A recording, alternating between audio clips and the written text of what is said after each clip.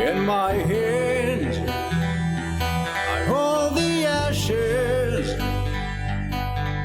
In my veins, black pitch runs. In my chest, a fire catches. In my way, the setting sun.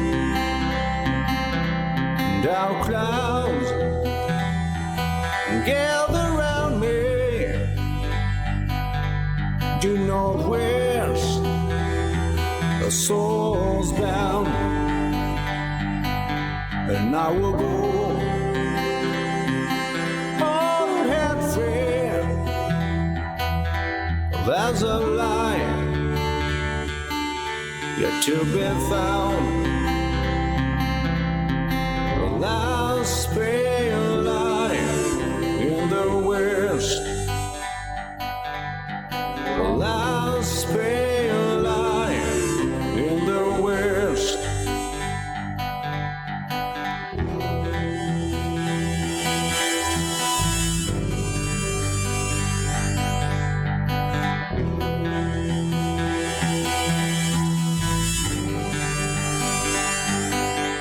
And I ask for no redemption in this cold and barren place.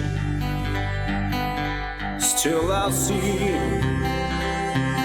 faint reflection, and so by it I got my way. Last pale light in the west. The last pale light in the west.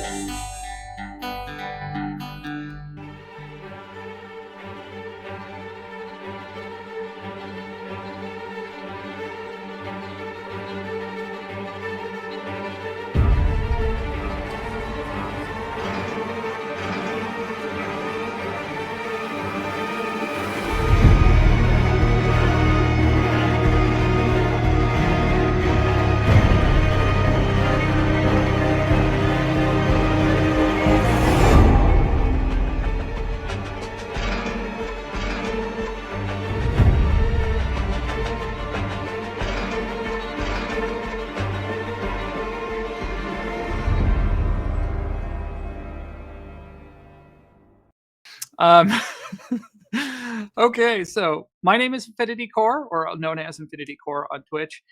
My name is actually also Willow, known as Willow 2. I play Teresa High Eagle.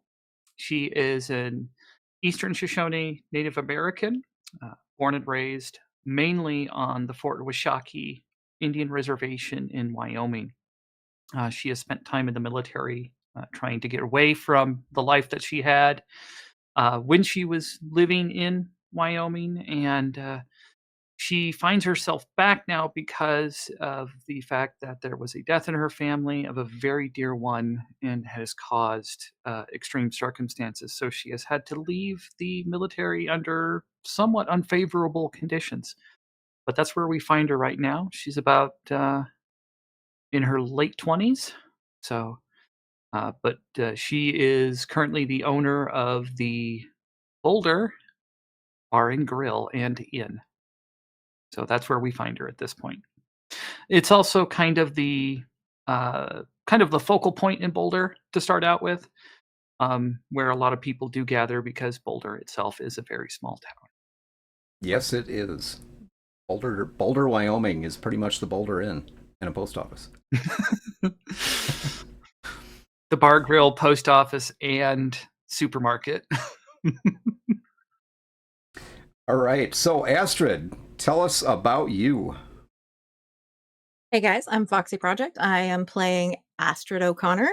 I was an ER doc in the big city back east and had an incident in the ER and decided to come out here and get centered in a cabin that my father left me when he died. He was a minor prepper, not like a, full shelter in the basement, more of a bug out, bag by the door, know how to survive type of guy. And so I came out here. I've sort of been hiding out basically in this log cabin since about April. It's hitting about September. I'm sort of getting cabin fever because I've been out here alone for so long. So that's where I'm starting out. Nice, nice. And yeah, very interesting characters. Andrew, how about you? Yes, I am Chad. I go by Dark Pawn, or Pawn for short. I'm going to be playing Dr. Andrew Anderson, or better known locally as Dr. Andy. Dr. Andy is a small and large animal vet who owns the Wild River Animal Hospital just outside of Boulder. And pretty much everybody in town knows he's gone through a nasty divorce recently. His ex Mary left with another guy. He hasn't taken it so well, so he's been visiting Teresa at the bar and having a few more drinks than usual. So you went through a traumatic experience before you decided to come out here to Wyoming, to this cabin that your father had left for you. Been out here for quite a while. Got some things going on. You tried growing a garden that didn't really work out very well, but hey, you've had plenty of food and whatnot so far, but maybe it's getting to be time to check out your surroundings. Yeah, so I'm hanging out in the cabin, and I've read literally every book that was stored here twice. I'm pacing back and forth because I am so bored right now, but I'm also scared to go out because I don't know what's out there, if there's anything out there, if there's anybody left. And so I finally make the decision. I'm gonna throw on my hazmat suit, get in my car, and head down the road because I know I saw an inn about a 20-minute drive from where this cabin is. And maybe there are people there, and maybe there aren't, and maybe they're alive, and maybe they're not, and I just don't know, but I need to find out. So, taking off in your car. What are you driving, by the way? A Ford Bronco that my dad left me because he felt like it would be easy to work on because, if you can open the hood and see the ground through the engine, you can probably get in there and fix it. All right. So driving down out of the hills. So the area that you're kind of up in the mountains, more or less. So the area that you're driving down through, you see there's not a lot of houses or anything like that, but there are some farms, ranches in the area around you. The first couple you come by seem pretty quiet. Nothing really going on. You do see some cattle out in the field. As you're driving down this dirt road, by the way, you do pass by a couple of vehicles that look like they have been abandoned. One of them is pulled off to the side of the road with the driver's side door open, just sitting there. I'm going to stop the Bronco because I'm an ER doc. That looks like trouble, and I feel like maybe there could potentially be somebody that needs help, but I'm going to jump out. I'm going to quickly scan the area. And since I'm not seeing anybody, I'm going to assume that whatever happened here happened far enough in time back that there's no one here that I can help. Yeah, so I'm going to just...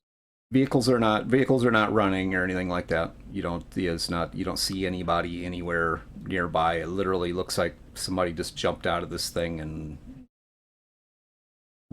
got a ride with somebody else. Who knows? Gonna hop back in your vehicle and okay. Yep, I'm gonna hop back in the Bronco and head further up the road. Okay. As you're driving off to your right, there's you're probably about 5 miles away from your cabin right now.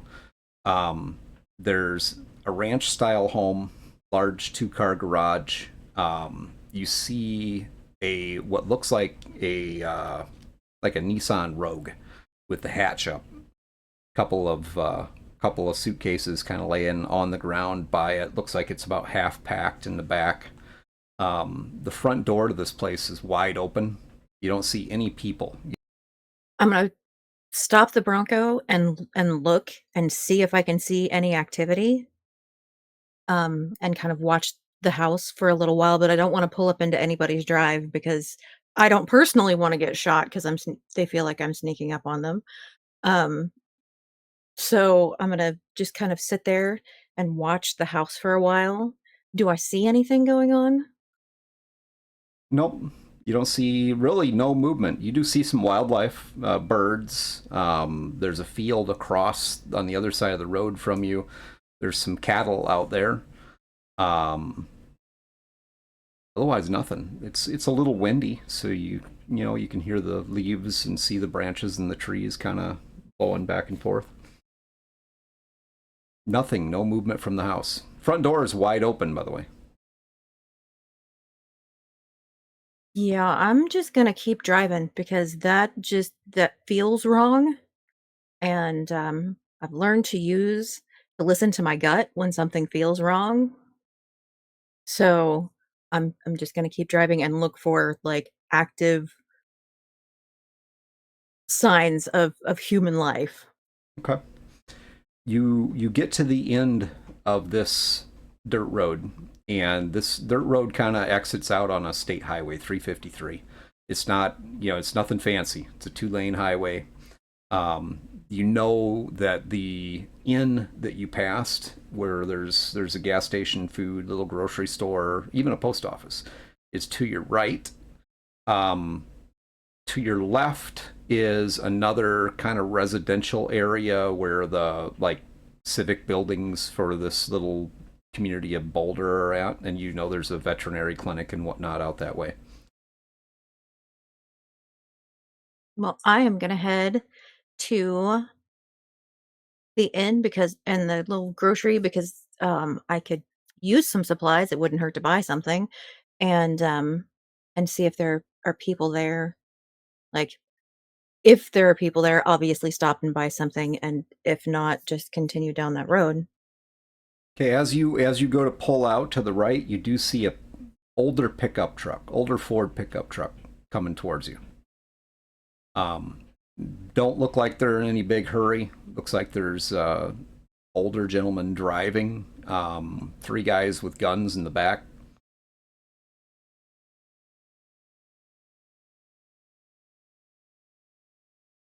I'm just gonna let them keep driving simply because they've got guns. That sounds like,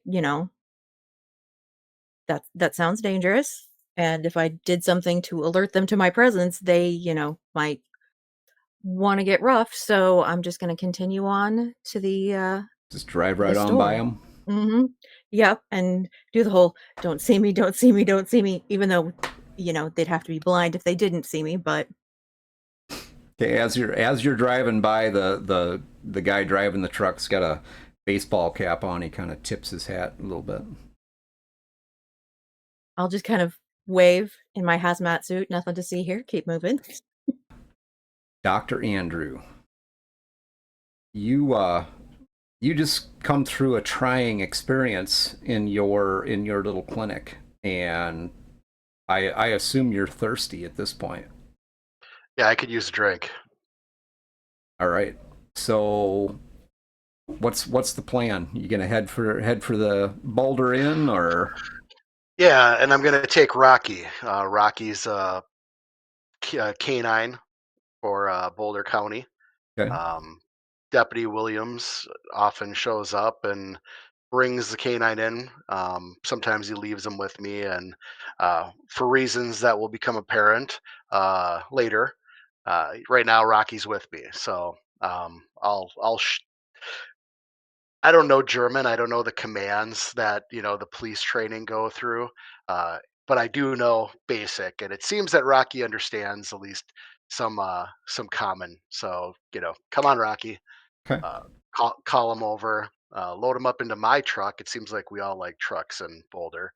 Mine has the big the dualies. It's a Chevy with the veterinarian box locked on the back with meds and all that stuff, steel box right on the back.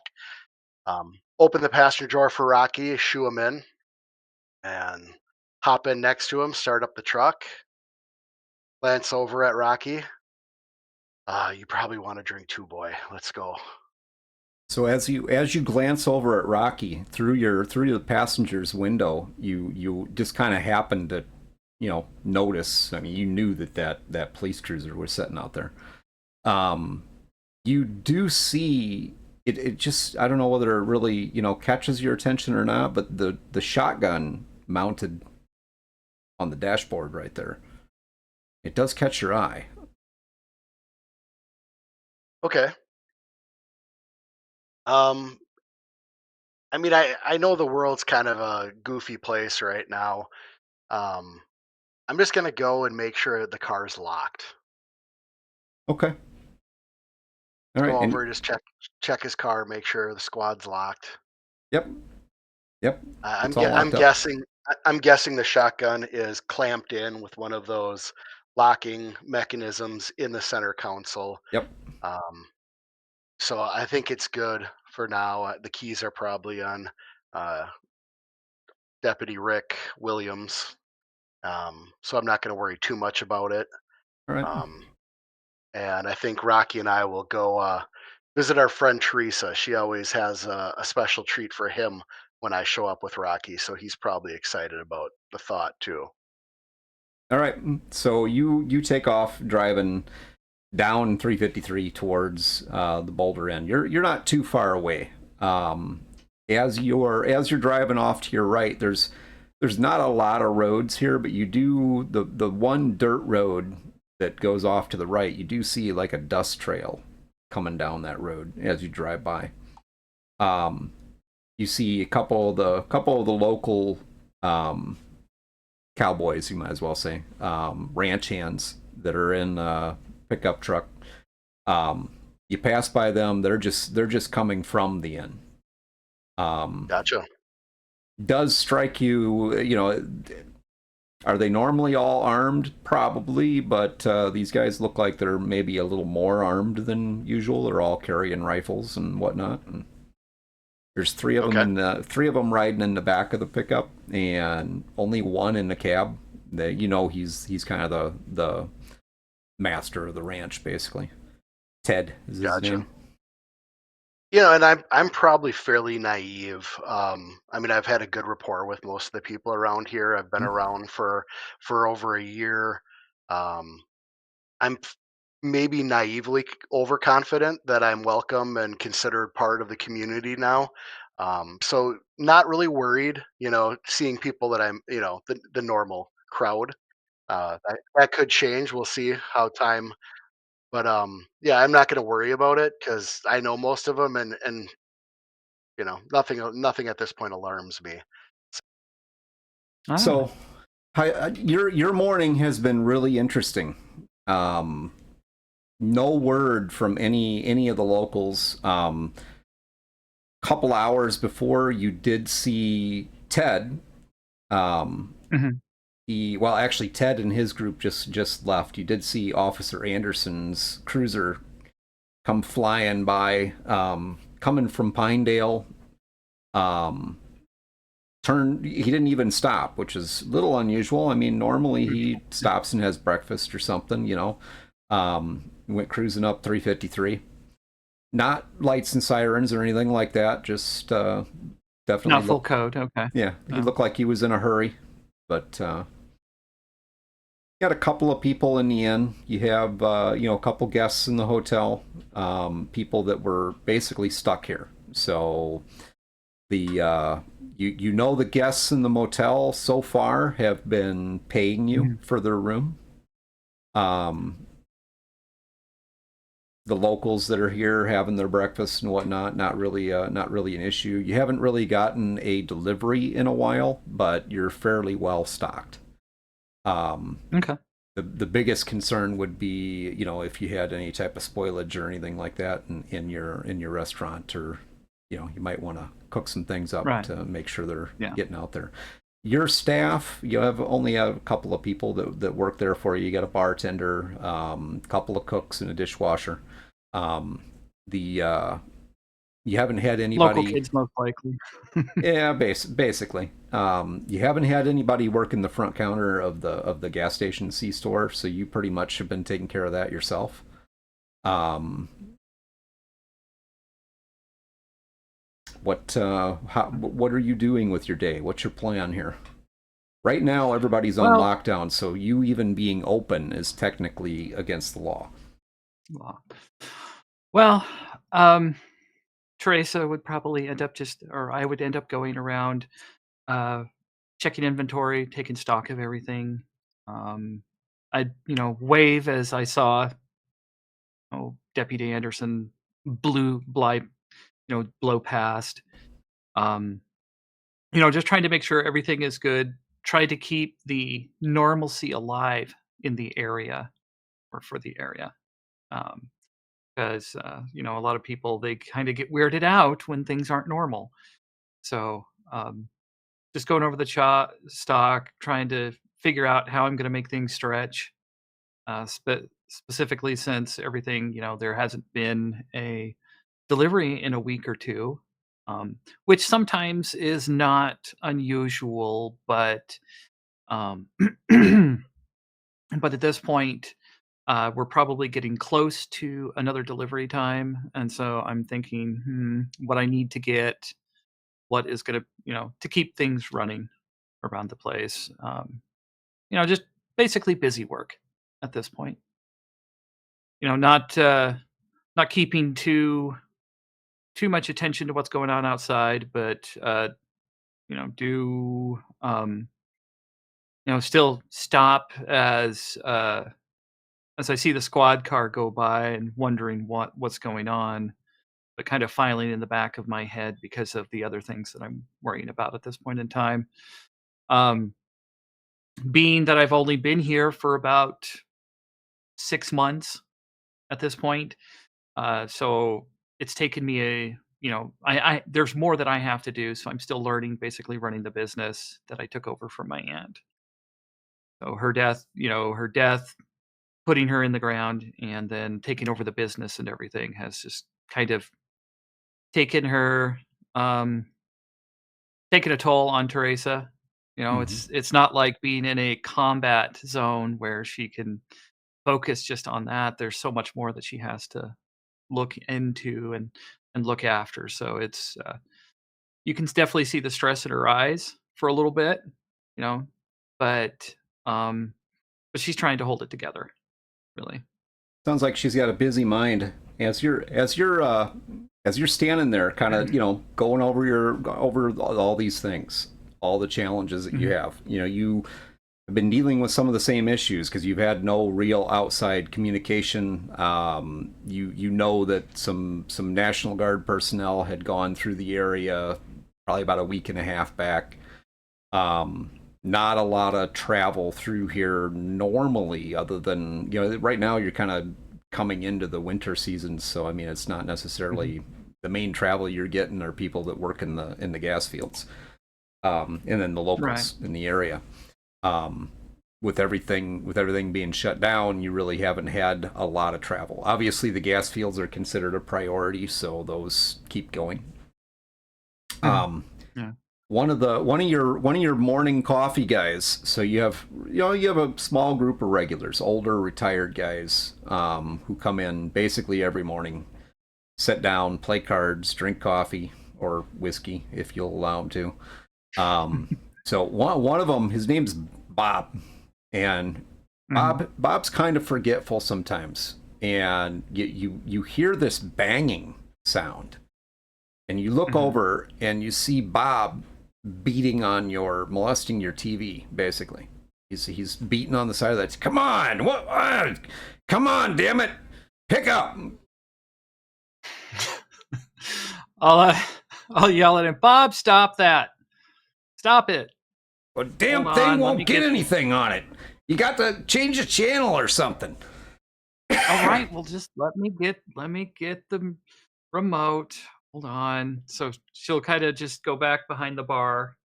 Um and grab the remote, kind of point it and start flipping through the channels.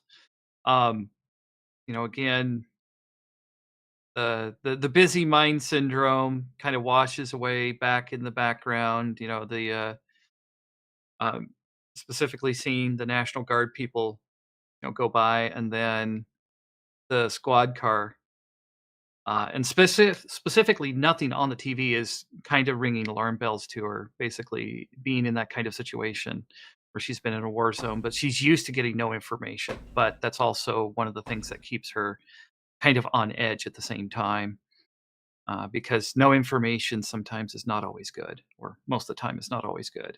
And so she starts flipping through the channel, um, wondering what's going on, trying to find an active channel at this point in time, and just kind of thinking, what's going on in this world? Because if something was really going on, she would have been called back to active duty, because she had, the death of the family. She had just signed up for a new tour, Mm-hmm. and she pretty much had dedicated her life to the military.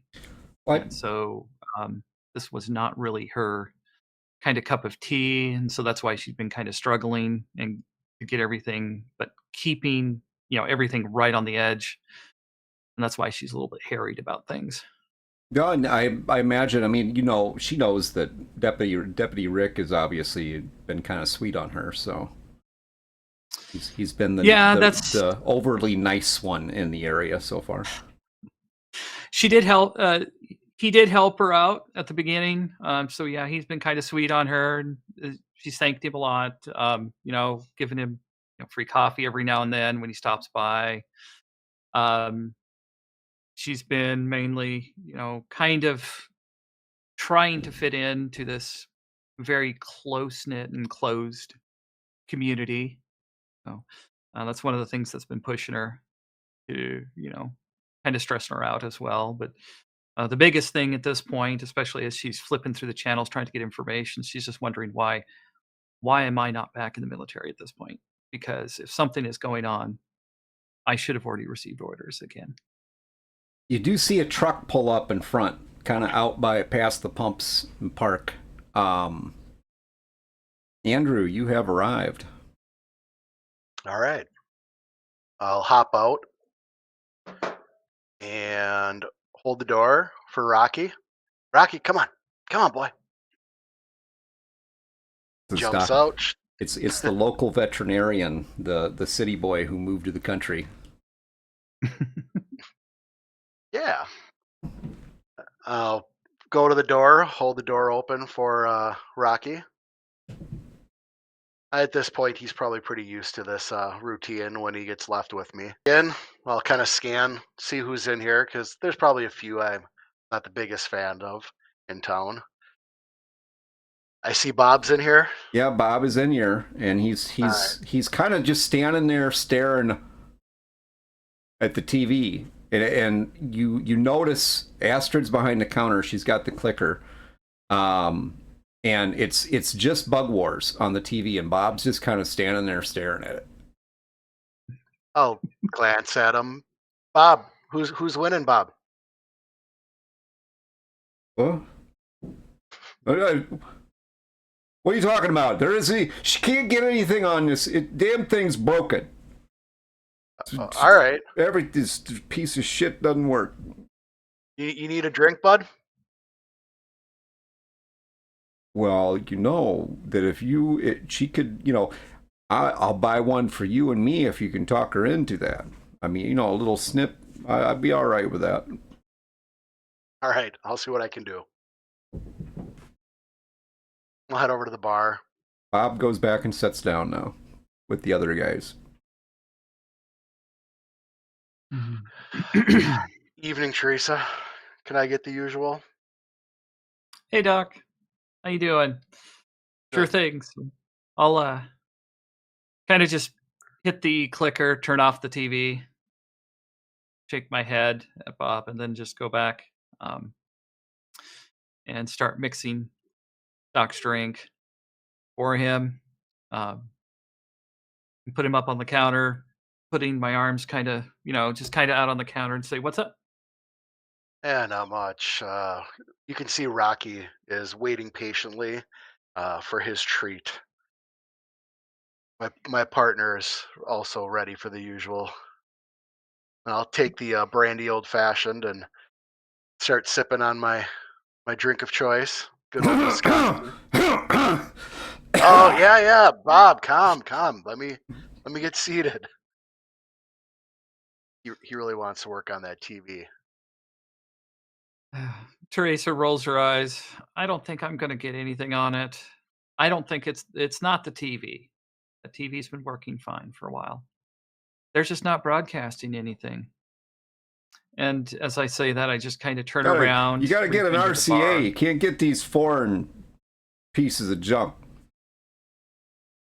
And I'll yell back at Bob. Bob, the TV works just fine. They're not broadcasting. Well, look Give at it a it. rest. Does it look like it works just fine? It's off, Bob. I turned it off. With that, I'll reach under the bar and grab like a dog treat, milk bone. I'll come around and kind of give it to Rocky as I give him a little pet. And I go, I see Rocky's with you today. Yeah, he is. And with that, you notice Dr. Andy kind of glances down, almost a little uncomfortable. Anything going on? I mean, Rick, he went by like a shot out of hell earlier. Yeah, he came by. I'll talk to you about it later. I don't want to talk about it now with rumors around, and you know how rumors go. Kind of gives him a quizzical glance, but nods and just pets Rocky again before going back behind the bar. Good boy, good boy.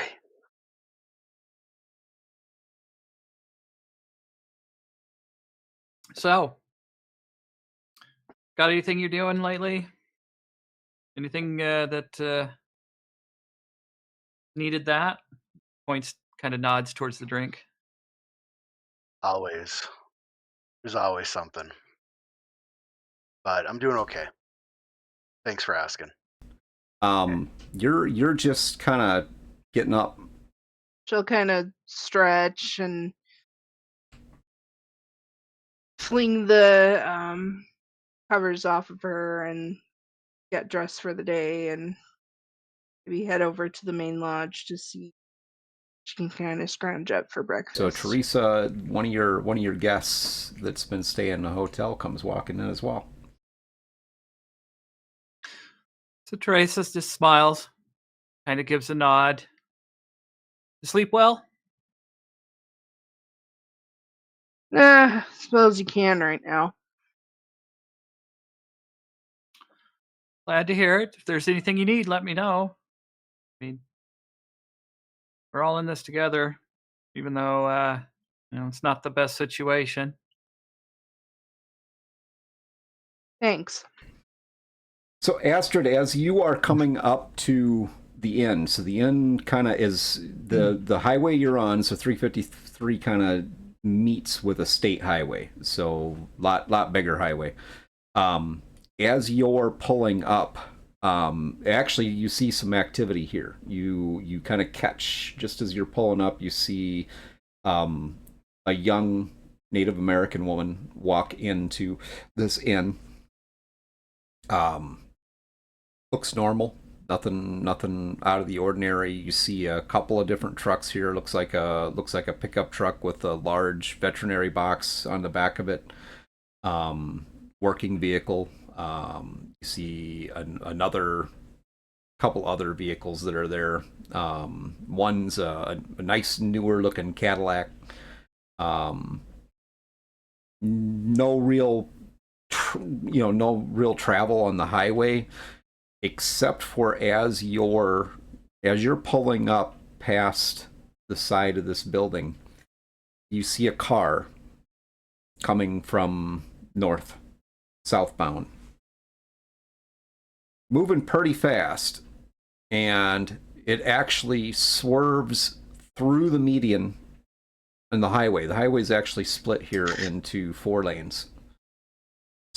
Swerves through the median into the parking lot of this Boulder Inn and hits the side of the building. Teresa, you're kind of, as you're having this conversation with Andy and Nova, you're seeing this car come flying into your parking lot. And it looks like they're trying to slow down, but they literally run into the side of your building. If I would, as I'd seen the car coming, I would most likely try to move out from around the bar, scan if anybody was near where the car was going, and say, "Get away from that wall!" just before it would hit. My back's probably to it. When Teresa yells out, "Get away from the wall!" I'm sure there's only seconds. Then there's a huge bang as it crashes into the building. Oh yeah. I'm like halfway taking a sip of my old fashioned, and holy fuck! Nova kind of she's still a little bit half asleep, but she's kind of listening to Teresa, and she kind of just gets as far away from that wall as possible. Right as she feels the impact of the building, or impact of the car on the building. Yeah, you definitely feel it and hear it. It doesn't come bursting through the wall or anything, and they were trying to slow down, but at this point you got a horn blaring, steam coming out of the front of the vehicle. Teresa will immediately duck behind the bar, grabbing the first aid kit, and just kind of glance over to the doc. "Hey, Doc, come on. We got to go. We got to help him." Yeah, Dr. Andy will get up, look at Rocky, stay, boy. Jesus Christ. Start walking out. Not in extreme, like he's not running, but moving with alacrity. Yeah, she's not moving like running, but she is walking. There's definite purpose in her stride. She's trying to get out. She scans, looking at the wall, making sure there's no real huge amount of damage. Trying to take, just the scene in. This is close to what she's used to. So it's kind of put her back into that mindset. So she's, scanning around, looking around, just taking everything in as she moves towards the car. So Astrid, you see this vehicle come flying in, crash into the side of the building. It was obvious that they were trying to slow the vehicle down. What are you going to do? I'm going to pull into the parking lot, but be far enough away from the building and any other vehicles that if something goes down, I can run out and jump in the Bronco and leave. I'm going to grab my bag of medical supplies that I have with me and jump out and run over to the car. From what you can tell, there are 2 people in the vehicle. Both look to be unconscious at this point. You do notice that this vehicle appears to have been shot at. There's a couple bullet holes in the side of this vehicle. Jeez. Okay. Well, I think they've had enough to drink already. But let's go to the driver first. Okay. Open the door and check on him. I'll take note of what the bullet holes and everything, and kind of let just kind of give it a worrying glance, and go over to the driver with the doc, with the first aid kit, and just kind of see if the driver's okay, if the driver's good. Say, "Hey, Doc, why don't you check out the passenger? Doesn't look to be moving." Let's give me a medicine roll, both of you. Yeah. Wow. So Doc, Yeah. the driver is unconscious at this point. Definitely injured. Looks like he has been shot in the stomach. Holy shit. And running into the side of this building didn't help anything any. But he is out cold at this point. The passenger does not look. It looks like maybe even in worse condition. You can tell they've been. It looks like shot multiple times. The passenger side window, the door window, has been blown out, and there's glass all over inside the car, blood all over inside the car. So the one who's most critical right now probably looks like the passenger. Okay. Teresa, he's been shot. Can you take him inside? I'll check the Yeah, passenger.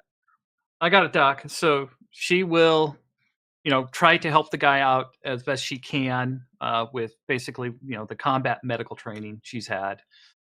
Very limited, but at least. So she will get the driver out and then I'll be start in to help. kind of I'll be in to help in a second. basically pulling him back inside. She pulls him inside into the bar and just kind of heaving him on one shoulder, kind of just shoves the billiard balls off of the pool table away, and then just kind of rolls him onto the table and starts dressing the kind of cutting the shirt off, pulls it open, starts emergency medical treatment on the gunshot wound.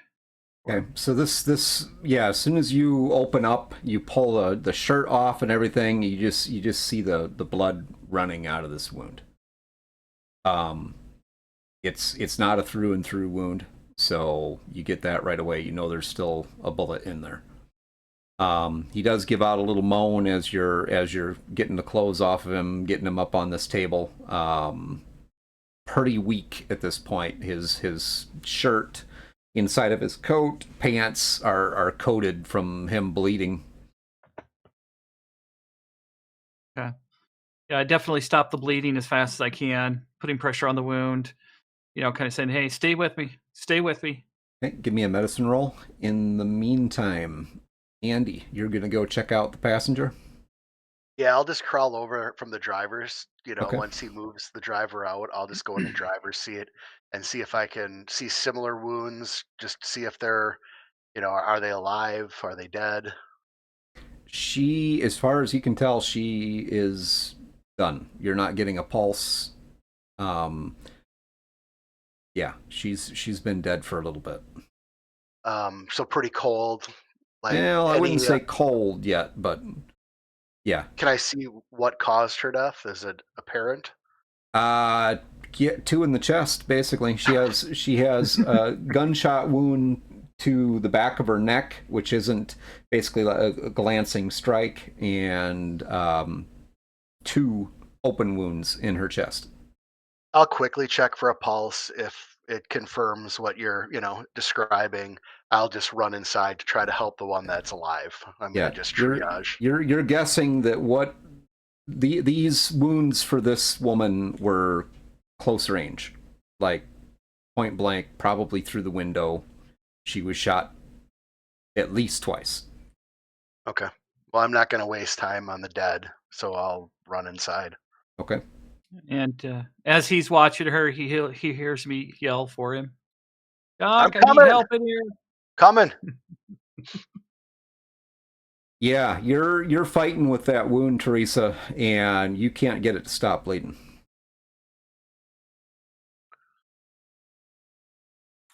So I will, as soon as the doc comes in, I'll, just say, how's the passenger? And I'll motion to hold down the wound as I try to run and go get like some towels or something to help, try and stem the flow of blood. Okay, so Andy, you walk in on this situation. You can tell Teresa's had some training, but this wound is not This isn't looking good for this guy. Gotcha. I'm guessing this is something that if I'm going to try to deal with, it will probably have to be at the clinic. But I will see if I can at least get them as stable as possible for that ride. So I'm guessing we're going to have to bring them one way or the other. Okay. So give me a medicine roll. Alrighty.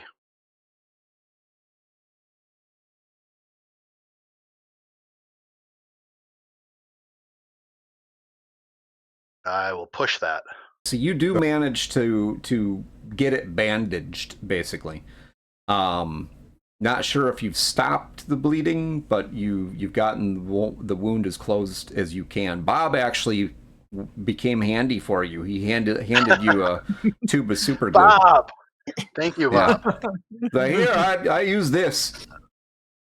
Gotcha. Well, this is just plugging the leak. We're going to have to get him to my clinic, or I got to do something more than this. He's going to die if we don't get him there. So, can you do you have anything we can put him on, Teresa? I'll look around, kind of just one moment, and Teresa runs in the back towards the inn and rummages around a little bit and finds a hunting pack, like a carrying pack for carrying hunted deer, elk, whatever. Large pack and that has brings a rack it out. on it. Yep. Yeah, pretty much a large pack that has a rack. This is about all I got, Doc. It'll work. Let's get him on it. So Nova, while that's all going on, I mean, you've just experienced this whole situation. Sort of surreal. I mean, car runs into the building. These two run out there. Teresa drags some guy covered in blood in, puts him on the pool table, and starts trying to work on him. What's going on with you? Bob runs and grabs some super glue and tells her to close the bullet wound with a super glue. So Nova is probably a little rattled, but having been a park ranger, she's probably no stranger to like injuries. Mm-hmm. But she is actually going to go assess the damage outside because she's assuming that maybe they didn't have time to turn off the car. Yeah, they didn't turn the car off. And try and turn off the car then. All right, let's reach in and yeah. Okay. You reach in, turn the vehicle off. Then what? She kind of just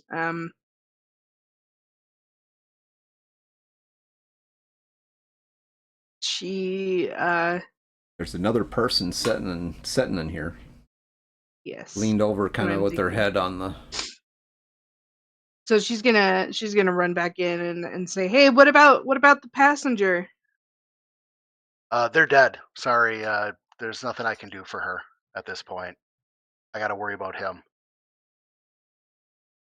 When Teresa hears that, she'll just kind of frown and kind of shake her head, and then continue trying to jury rig, kind of a stretcher out of that. Do you see anybody out there? Impact. These people have been shot. I'm just worried who the hell driving around shooting up people. Did you see anybody out there with guns? So she's kind of looks around and is like, I guess I could go look, but I didn't hear or see anyone else. Okay. You gonna Teresa Oh, will okay. kind of pop up and say, "Well, Andy and the hands left earlier. They had guns, but they're usually good boys. They're not gonna do anything like this typically." Yeah, I can't see them doing that. Yeah, Teresa, you don't recognize these people, by the way. No. They're not locals.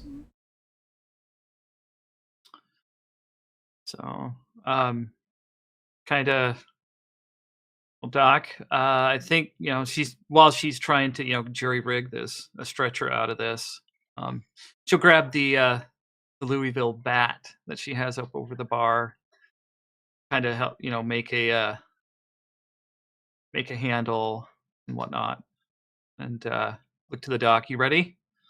Yeah, I'm And ready. she puts it up next, helps the doc get him get the guy on the makeshift stretcher.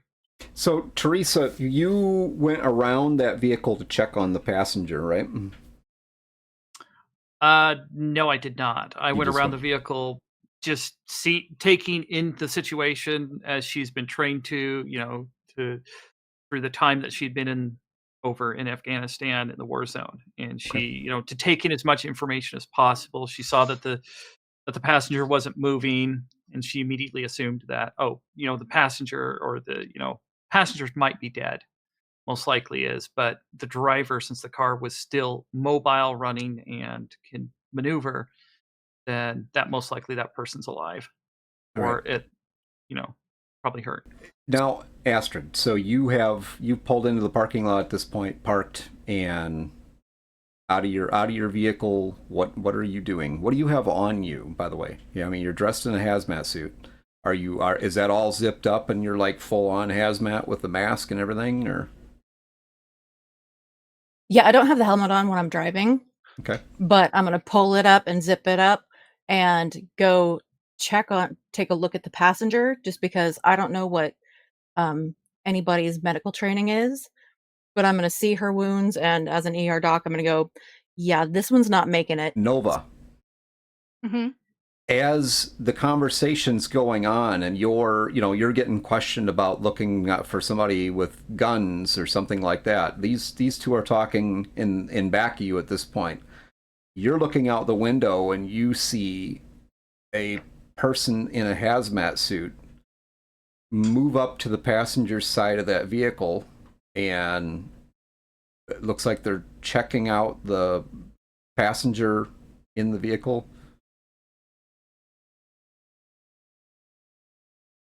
So Nova kind of at this point is like definitely freaking out, just like what the fuck is happening? And she kind of yells out to this person in the hazmat suit, and she's like, hello? Can what what is going on? Your guess is as good as mine. That Is definitely everybody gets okay in everybody's there? attention, by the way.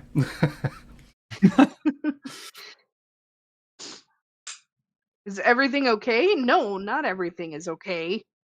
Got some dude bleeding out on the bar over here, and that person's dead.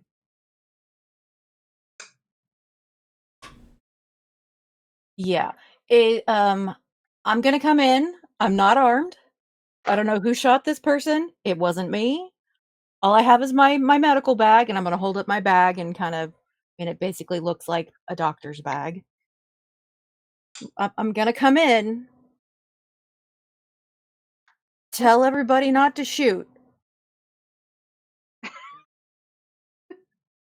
And I was just kind of like, what is happening right now?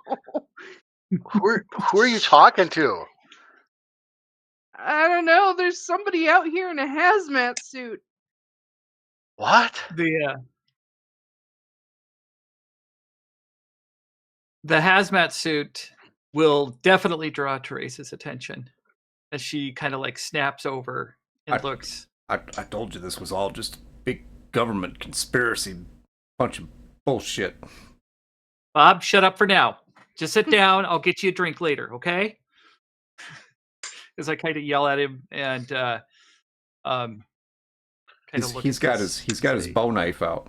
Got a bow knife that has a deer antler handle on it. And it's just kind of. Bob, put it away. Put it away now. Put it away. You don't know. Shut up. You don't sit know down. if they. You can't let them in here. I can and I will if I need to. Sit down, Bob. And put Bob! that thing away. It ain't going to do anything for you.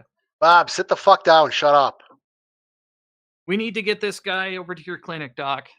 At He least the does. He most sits down. sterile place we have. The person walks in with, then she comes in with this hazmat suit and a medical bag.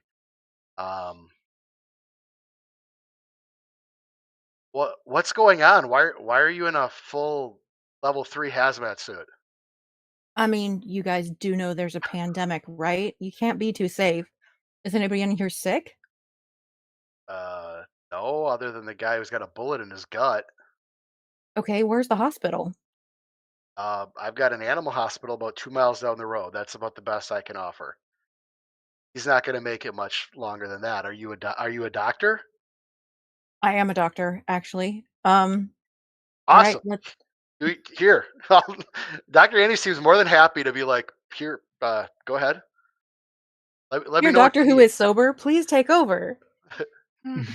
Listen, I treat cats, dogs, and once in a while cows and horses. I don't do gunshot wounds. When my patients get shot, it's normally intentional by the owners.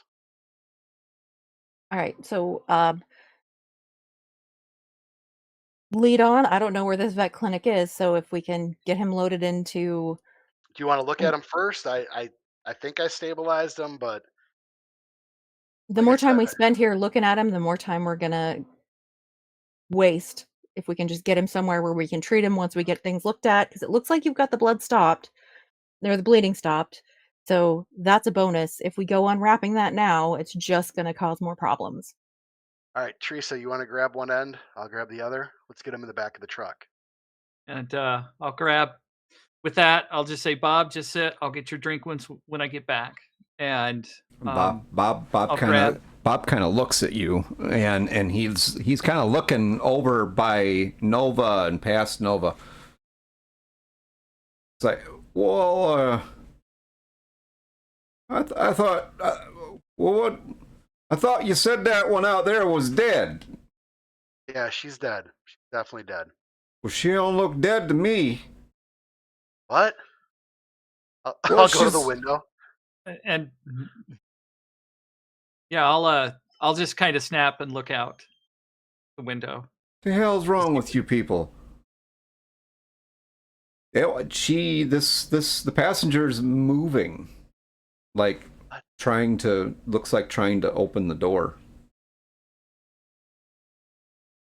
Holy shit! I could have There sworn is she was no dead. way she could be moving. She Oh, she's wasn't moving. moving like 2 seconds ago. Doc, Maybe I thought she's she not was dead. dead. You said she was dead.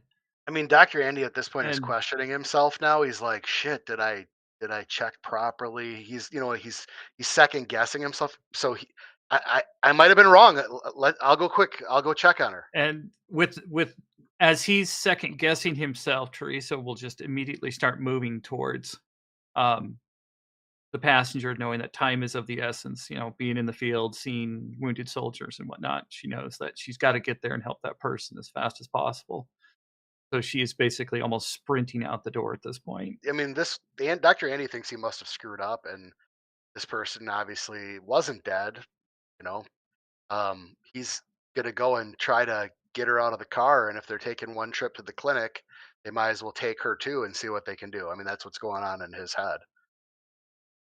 Okay, Teresa, I assume you're going around to the passenger door, or are you going through, or? Yeah, okay. I'm going directly to the passenger door. All right, you're just gonna open the door and see if this. Yeah, I'm gonna try and open the door up if it'll let me, if possible, and try and get to the person. Yeah, the door. You know, as I go up to her. Door opens.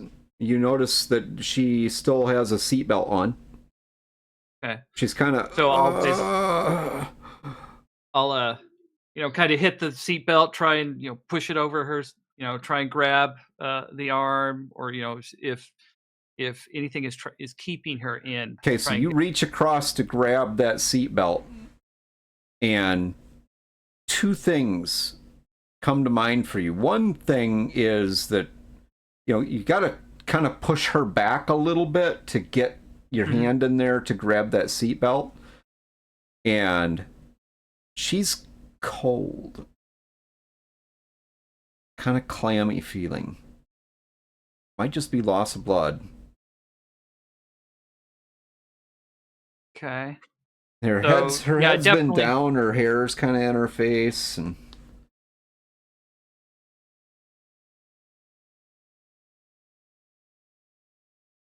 So I would push.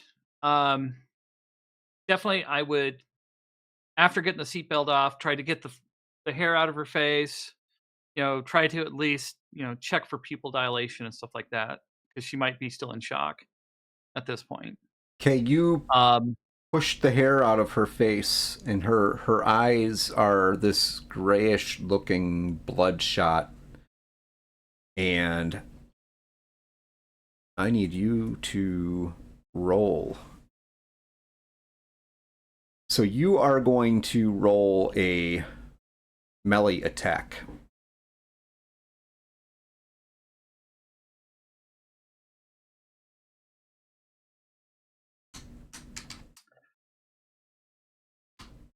okay, I am going to push that. Okay, go ahead. There we go. All right, so you start. You get the seatbelt undone. You start pushing this person's hair out of their face. I'm assuming you're talking to her at the same time. Yeah, trying to keep her. Say, hold on, it's okay. You're in shock. And We'll get you help. you get a look at the eyes, and there's nothing in those eyes. And she grabs you and literally kind of lunges forward, like trying to bite you. You think she just tried to bite you. And she has a hold of you now. Okay. My combat training pretty much kicks in at that point. Okay? So I will basically try and push her away to get away from her, backing up, possible. Give me a roll.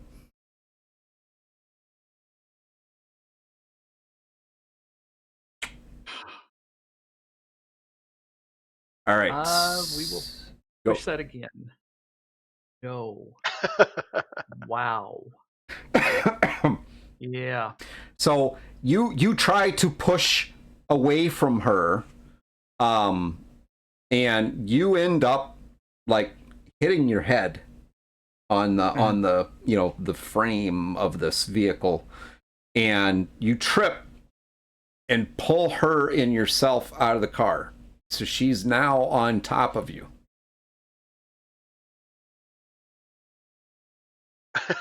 And I'm just watching this. And Like, what the fuck? you take Nope. 1 point of damage, by the way. Okay. Nova is gonna try and help pull this lady off of her because she remembers doing this at Yellowstone where she was working a few times as people were attacking other people. Okay, you move in to help her. Astrid, did you see this?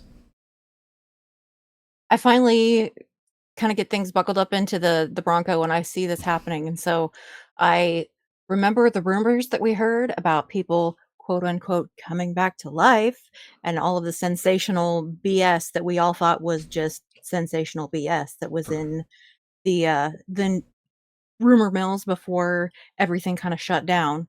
So I'm going to run over and grab the passenger's legs and pull her off of Teresa. Okay, give me a roll.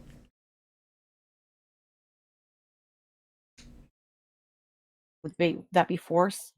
Yeah, Do you want me to roll as well? hold on. Okay.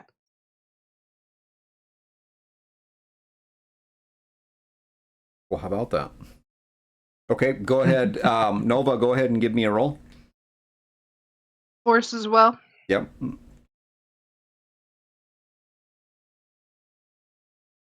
Nope.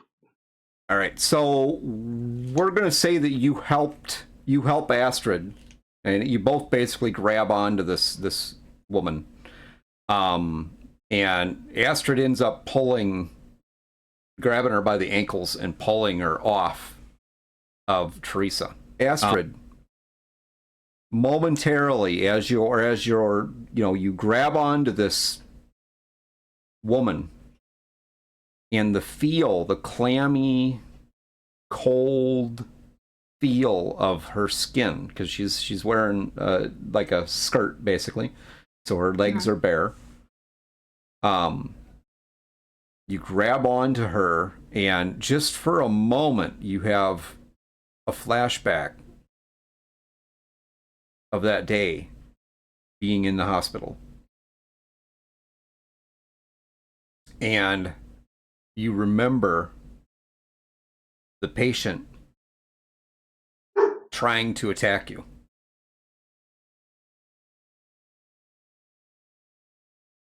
All right.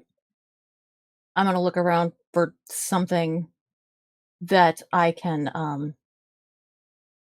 take her out with, because that patient in the hospital was not going to stop until one of us was dead, and I'm going to assume that this person is going to have that same mental state. Well, you left. I'm assuming you left your gun in your vehicle. I did. So I'm Bob's going to run to the. Bob's there. Bob's there. He's got his knife out. He's got his knife out. Yep. I'm gonna look at Bob and say, "Hand me the knife." And he just kind of looks at you like, "What?" Hand me your knife. Andy. So this is what's going on, man. You guys you and Nova are coming, trying to help this other guy, and all hell broke loose here. Andy is just at this point confused. I mean, he's convinced that this woman was dead, really thinking he sucks bad, not knowing she wasn't dead. Now there's this struggle going on, and he's at this point, they're dealing with it. He's just gonna kind of watch, like he doesn't know what's going on at this point. He's kind of just it doesn't look like there's anyone in really serious danger, so he's just gonna wait and be like, what the hell is happening? He just needs a moment. He needs a break. So Teresa, what's your reaction to this? The woman has been pulled off of you now. There's obviously something wrong with this woman. I mean, she is crazy. I definitely I would scramble back and up and just say, "Hey, everybody, get away! She's in shock right now." Seeing wounded soldiers and similar.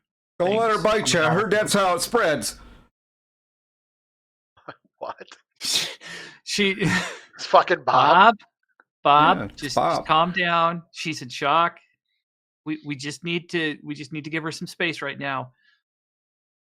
Let her calm down. She'll be okay. Which is it? Is she's in shock or she's dead? And try to grab the knife from him. You take the knife. And I'm basically just gonna put the knife in basically the back of her skull. Gonna try and stab her in the head, huh? Yes. All right, give me a roll.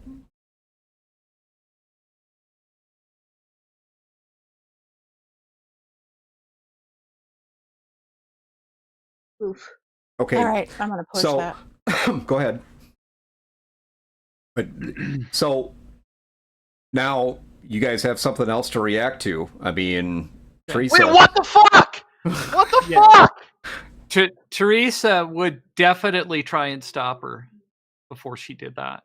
It's like Teresa doesn't understand what's going on. Her training has kicked in. She's seen this before, but not somebody in a hazmat suit trying to kill an injured person. So she would actually reach out and try and stop her. Okay, give me Hey, stop! Give me a close combat roll.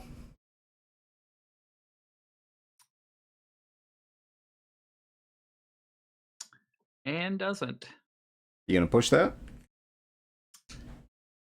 Sure. We'll push it.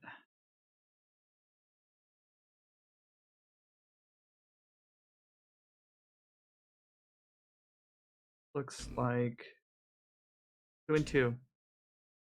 All right. I'm going to hold on to that one for just a moment. Nova, what are you doing?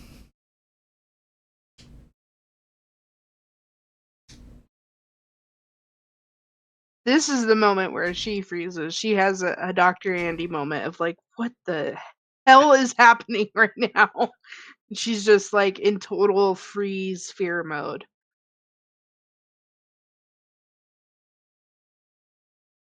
Okay, so Teresa,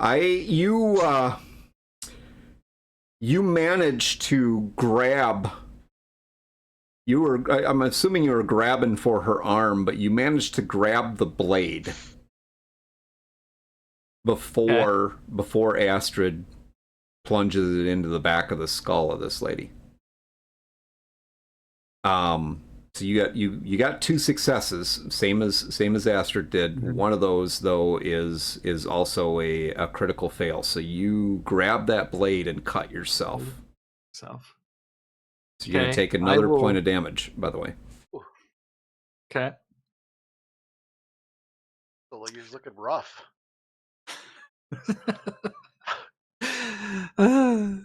So I'll just immediately, as soon as because I grab the blade and I get sliced open, I'll just pull back really fast. God damn it! Add another stress. Add another stress, by the way, Teresa. Everybody now has 1 stress at least. I'm going to look at Teresa and say, be sure and put pressure on that. I will stitch it up later. This lady cannot be helped. Okay, so Astrid, as you're telling Teresa that this woman can't be helped, this woman turns around and lunges at you. Go ahead, Andy. What are you doing? So Dr. Andy was quite the high school football player back in Sturgeon Bay High School, and played college. Didn't start, but he considered himself quite the athlete. Seeing Teresa get hurt, he is going to full on tackle the lady in the hazmat suit. Okay. All right. Try. Give me a roll. I assume close combat? Yes. And Astrid, also give me a close combat roll. And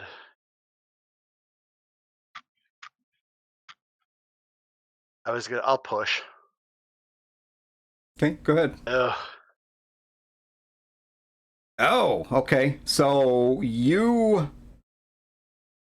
totally don't succeed, but we're so Andy, you lunge at Astrid as this lady who she's trying to stick the knife into lunges at her as well. And you end up knocking yourself in this. Basically, you tackle the lady, not Astrid. Okay. So Astrid, Andy is now in between you and this lady. Teresa is bleeding. Yep. I close my fist, trying to keep, pressure on, keep it bleeding, and see what happens. See Dr. Andy rush in there and unfortunately tackle the gal, which is just making things worse. So I'm just going to go up to him and just kind of like basically grab him from the back and pull him back. Okay. At this point. Astrid, Bob grabs his knife back from you.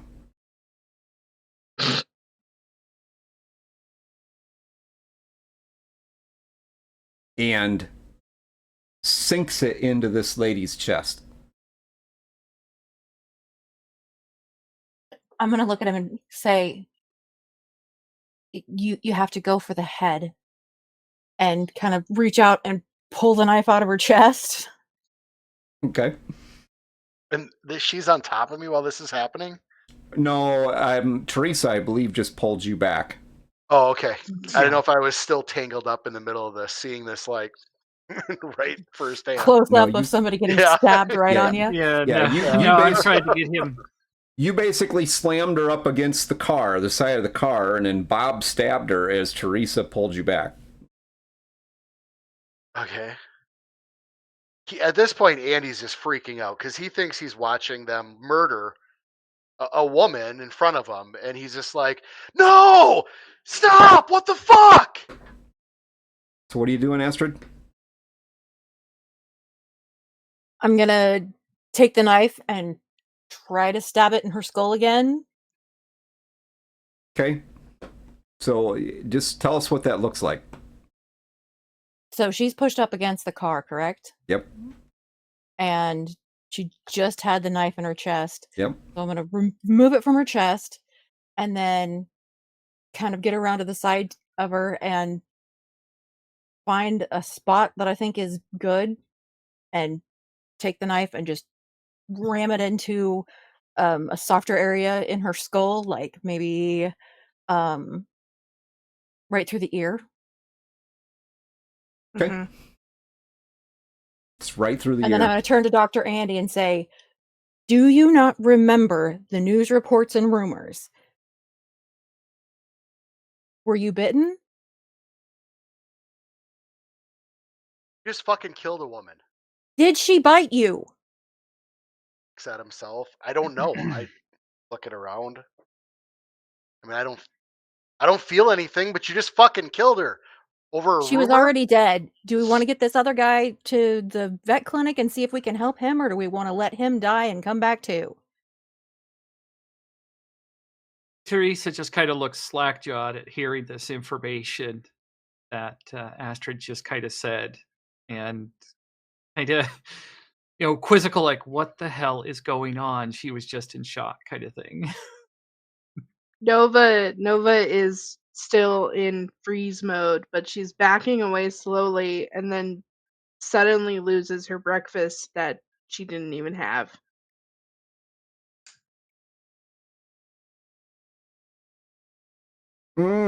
So the body, obviously stabbed in the head with a big knife, drops limply to the ground. Probably dead.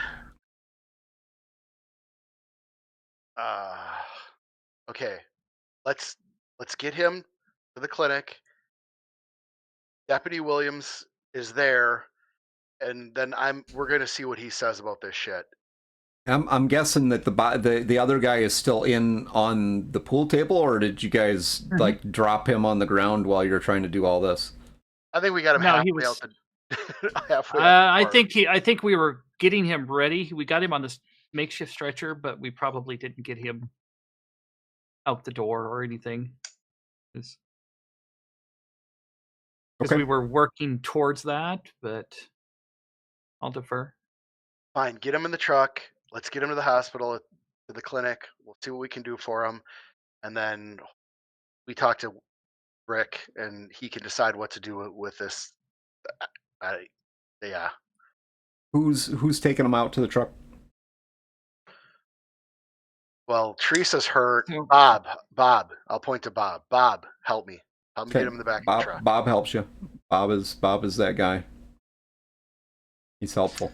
While they're doing that, I will just kind of go behind the bar, grab like a small towel and wrap my hand, and then try and help them as best I can with getting the guy out. Okay, Astrid. Well, I'm gonna check that guy for a pulse to see if he's still alive before we move him out to the truck. And then Shallow, but he if is he's- still alive. All right. I will meet you guys at the vet clinic. I'll have to follow you because I have no idea where it is, but let's go. Okay, whose vehicle is this guy in?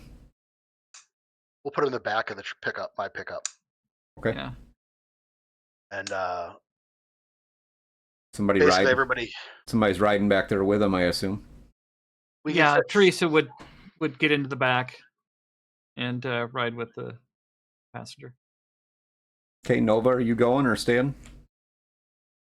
Nah, she is backed up completely to the building at this point and has hit the building and is sliding down and just taking a seat and just still in shock at what she just witnessed.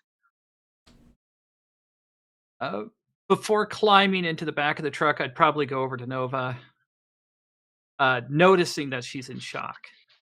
Different kind of shock though, and try and comfort her as best I can with a bleeding hand. We gotta go, know? Teresa. We gotta go.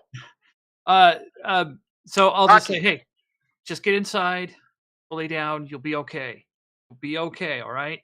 I gotta go and get this guy over to the clinic. We're gonna save him. Just go inside, lock the doors. We'll come back, and I'll just take off to the truck, climb in the back, and help try and keep the guy stable. All right. So Nova will kind of just nod and start slowly making her way back into the bar. Go. I Yeah. will call Rocky. Rocky. Yeah, he comes. I open the door for him and he'll jump in. Yeah, he was barking the whole time this was going on inside the building. By the way, he wasn't happy with the whole situation. I'll point at Bob. Bob, can you cover the body and stay with it till we figure out what to do? Yeah, well, I suppose. Thanks, man. And I'll just I'll tell Bob, hey, Bob, beer's in the fridge in the back. Just grab you a couple. Nova. Mm-hmm. Bob goes inside looking for something to cover this body with. You're right. You went back into the building, correct? Yeah. All right. So I mean, you have this vehicle dead body laying in the parking lot. Now there's blood all over the place. The pool table's covered in blood now too.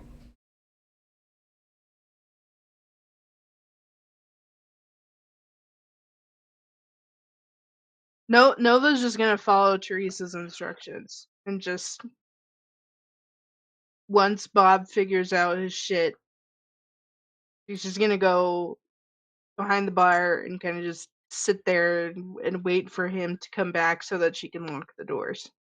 She's still very much rattled, and you can see like tears are starting to well up in her eyes now, and she's like breathing heavily and she looks green, does not look good. Okay, a couple of the other older people that are in the bar kind of try to console you a little bit. Bob goes back by the automotive area, the C-store, and pulls out a roadside tarp and takes it out there and throws it over the top of the body. Makes sure that he covers the whole thing. He doesn't touch anything. He's very adamant to everybody else. Don't touch that. Don't touch that blood. You're gonna get what she's got. Bad. Matter of fact, you should go wash up.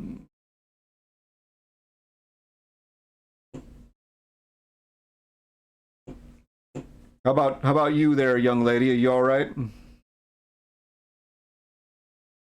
Nova just shakes her head rapidly. No.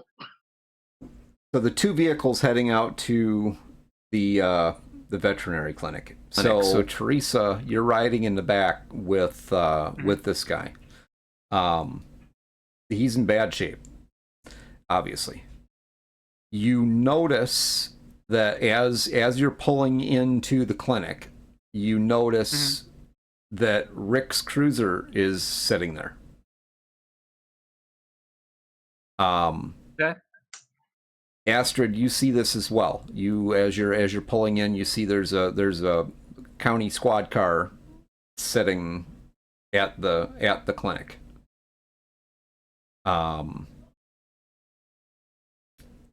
Chad, you want to tell us what the exterior of the clinic looks like? Yeah, it's like a kind of an old barn house that's been kind of converted. So the front end is like literally pretty much a house, and then he built onto the back and did some reconstruction to add more of a treatment area. And there's a barn in the back for if he has to store large animals or whatever, monitor them.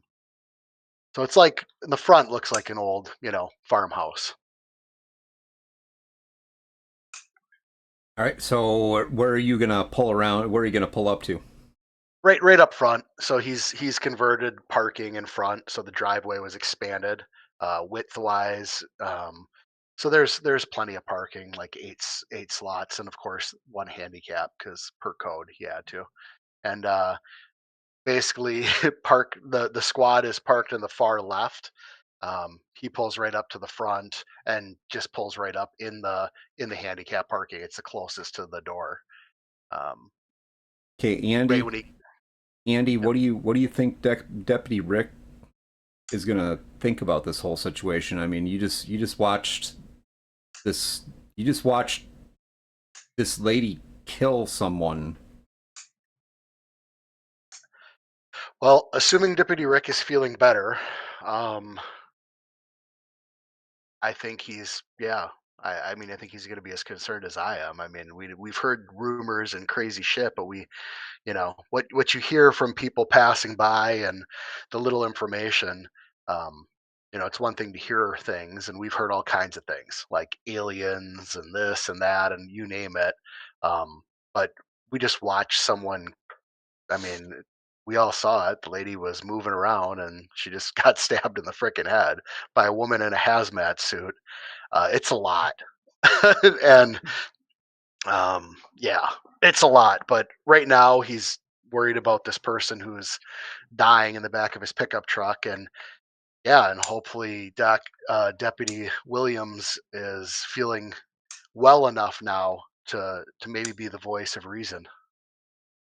So Teresa, you seen Deputy Rick's squad sitting there. Yeah.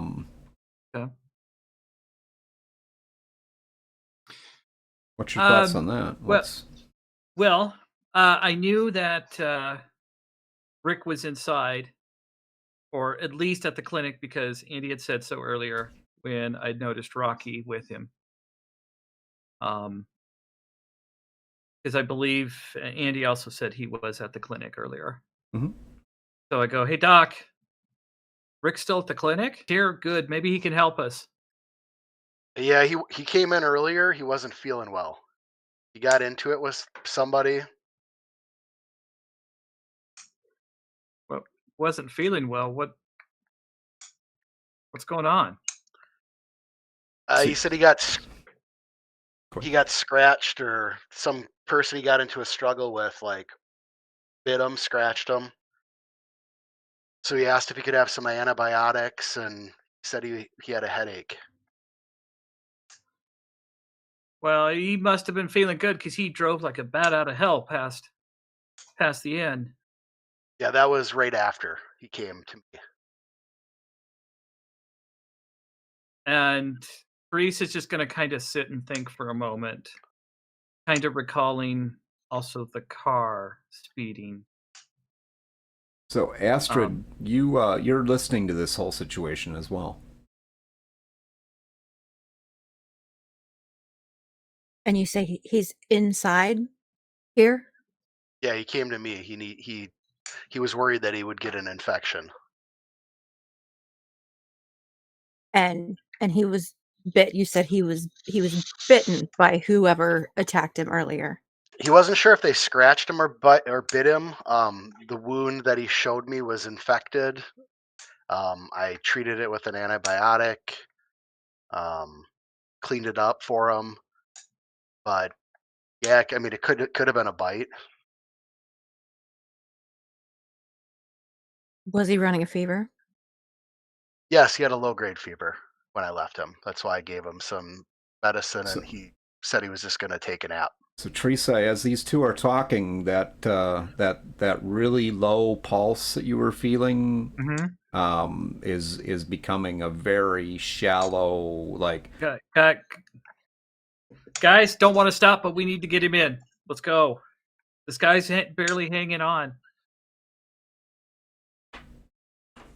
I'm gonna grab my gun out of the Bronco. I will. Now she's got a hazmat suit and a what? AR-15. And an AR-15. Whoa. So I see her run off and go grab an AR-15. Yeah. Okay, I'm freaking out. This lady's psychotic. She's had enough of the knives. It's time to get serious now. I'm literally raising my hands. Holy shit. Okay, if this officer was bitten, he could potentially end up like the person who just died outside of the bar, in which case he's going to try to attack us. And then we could potentially end up like them. Okay. So I am hedging my bets here. I hope that Officer Rick inside here is okay. Deputy Rick, whatever his name is. But I don't know, and I really don't feel like taking any chances. Okay. First of all, you're like describing rabies or some shit. Humans are biting each other and they're infecting each other and making them go crazy. This is what you're telling me? I mean, did you guys not watch any news? Okay, I don't know what kind of news you think was coming out, but the shit we heard was pretty. First of all, do you see like cable network run through here? We're on antenna. And like half the shit we got was pretty spotty at best, and the other shit was off. I don't know what to believe. But what you're talking about sounds like a form of rabies, which I would know a little bit about. You kept asking me if she bit me, and he's looking. Right. Now I'm like, he's literally pulling his shirt and looking now because he's freaking the fuck out at this point, just to make sure he wasn't bit. How do you know so much about this, and why the fuck are you walking around in a hazmat suit with an AR-15? The At only this reason that I point- know anything is At this rumors point, and I am things that I just going heard. to yell out, "Hey, this guy is dying. Let's get him in. Let's get focused, people." Okay, I'm Stop. pointing at We Asterix. need to Don't get him fucking in. shoot me. Don't shoot me. I'm running to grab the guy that's dying in the back.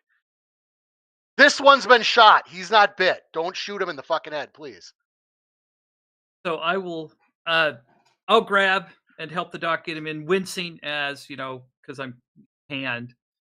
And we will try and get him. I will look at Astrid, who is holding the AR-15, and say, "Do you mind helping us get this guy in here so we can save him?"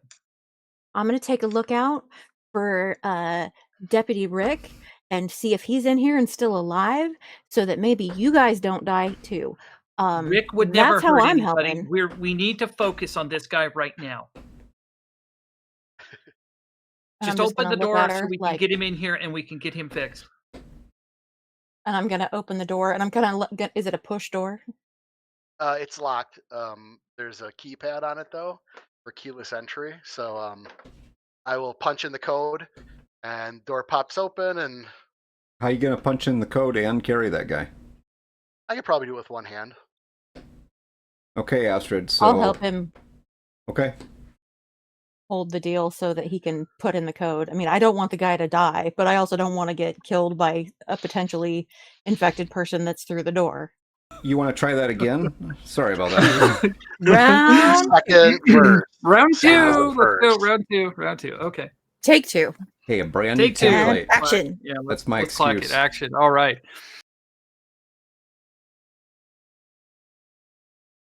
Of all the money that e'er I've had, I spent it in good company, and all the harm that e'er I've done, alas, it was to none but me. And all I've done for want of wit, to memory now I can't recall. So fill to me the parting glass. Good night and joy be with you all. And and of all the comrades that e'er I've had, they are sorry for my going away. And all those sweethearts that e'er I've had, they wish me one more day to stay. But since it falls unto my lot that I should rise and you should not, I will gently rise and softly call good night, and joy be with you all.